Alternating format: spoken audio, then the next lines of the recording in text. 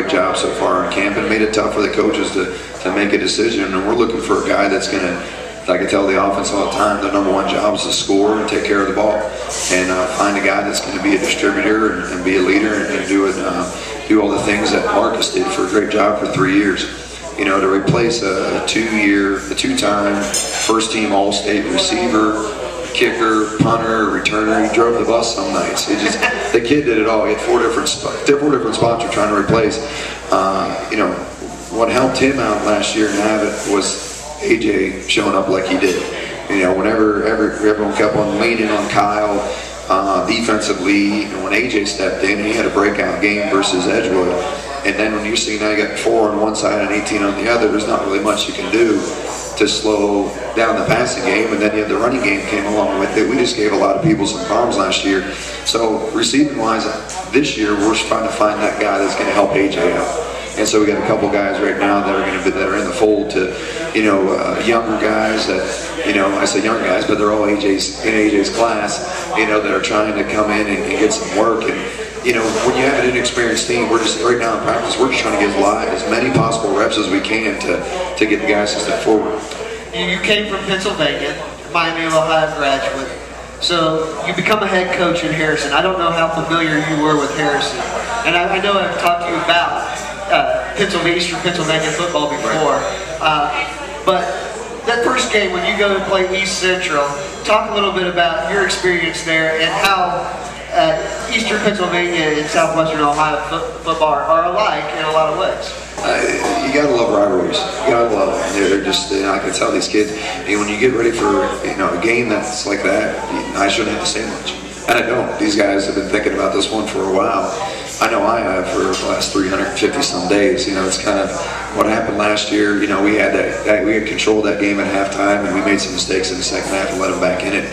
And that's just a fun game to be a part of. And I've been a part of playing and coaching different rivalries, and they're all exciting. They're fun. And it's just, you know, as much as it is, I got the administrative in my ear on one side. It always tells me they're behind me, win-win, which is always fun to hear. You know, and the players who these grew up, you know, half of Truman's family lives over in East Central. You know, so it's kind of, you know, it's fun. It's fun, and we're looking forward to getting after it, and I know they are. And it's going to be, you know, I wish I could have that one a little bit later on during the year, but hey, not like the first game to get things going. Yeah, you know, that is right, because last year when I was at that game, that second half, if you could have that back, that's that one sort of half that, man, if that was later in the year instead of the first game, that is always a tough. How did your team grow from week 1 to week 2? I mean, they always say that's always like the biggest growth. Was that the way it was for you guys? I think we found some things that we were good at. We found some things as an offense that we could count on as a defense. And you know, that Oak Hills game came down to one play.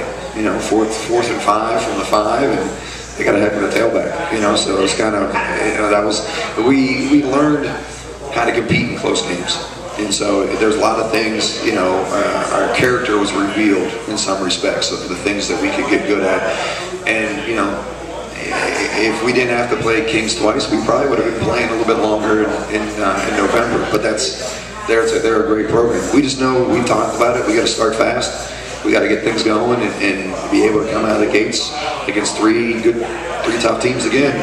And hopefully we always try to win all of them, but hopefully win 2 out of the 3. You know, definitely getting in for playoff situations, we got to win a couple of them. Well, let's talk to your center right next to you, Mr. Ben Kling. And Ben, you're a senior. You're one of the leaders of this ball club. You scrimmaged Trotwood Madison. You know, Coach was talking about playing Kings last year twice, losing to them, but Kings had Trotwood Madison down. They're the reigning Division II state champion, but Kings had them down 20-0 in the regional finals.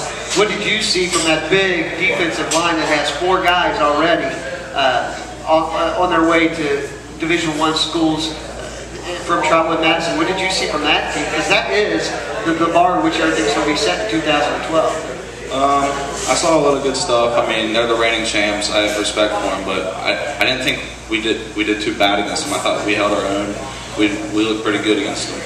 When you look at your running backs out of the backfield, who do you think is going to be somebody that might emerge for 2012 Wildcats? Just looking at the 2 scrimmages and the practices that we've had, I think it'll probably be Justin Connors, who played in the EC game but got hurt last year. I think he'll be probably our emerging running back this season. So, rivalry games, we talked a little bit about East Central. Oak Hills is another one. Would you prefer to play those sort of games in the non-conference, or would you prefer to play, let's say, maybe somebody like a Loveland that Oak Hills will play in week 3? It's not really a rivalry outside of the conference. I would probably say EC and Oak Hills, just because it's such an intense game playing rivals. The crowd gets into it, the team gets into it. It's just a great atmosphere to play in. When we move over, I'm going to move over here to Truman Goodapple, the big defensive tackle. And Truman, you really came on this offseason, got some offers, and decided on going to Boston College. How does a kid from Harrison end up at Boston College?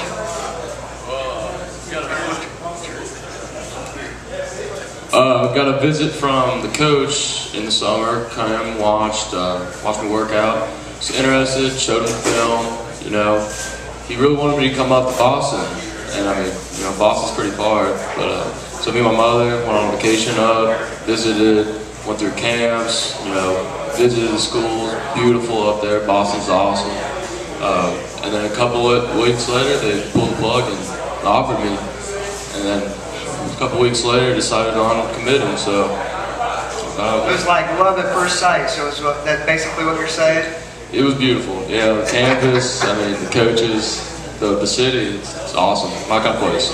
I want to ask you a little bit about one of your defensive teammates that's not here tonight, John Schneider. Talk a little bit about what he means to you and you guys as leaders on this team moving forward. I mean, he's a great part of this defense. If the game's on the line, it's got to come down to a D-line. It's me, Ben, and John, you know. We got a rotation going. But having John on the opposite side of me, he's like an equalizer, you know. They can't run away. They're two big old guys coming on both ends, and there ain't really a way to run away. So, yeah, he's a good friend. Two different coaches you played for now, Coach Kasner, and now you got Coach McCullough. Compare and contrast between the two coaches. What do you really like about playing for this guy to my right? Coach McCullough he's very adaptable. Coach Kasner was more of a solid, old school kind of guy, but Coach McCullough he'll adapt to situations to where he can change people in and out. And he's really helped me with the recruiting. He's done awesome. It's been great. There you go. Moving to your left, A.J. Glines, and what a great year A.J. had.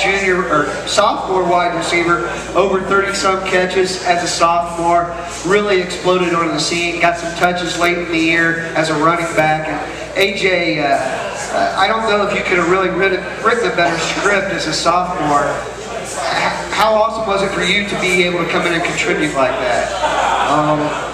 Well, I mean, at first, I didn't know if I was going to be playing or not, and then, like, before the game started at East Central, the week of the East Central game, I was told I was going to be playing receiver, and I took the opportunity as it came and just played my best, and I ended up having a good year. And I mean, I had Kyle and Allen on the opposite side, so I mean, they're all paying attention to Kyle, and so I had my opportunity to step up and had fun doing it.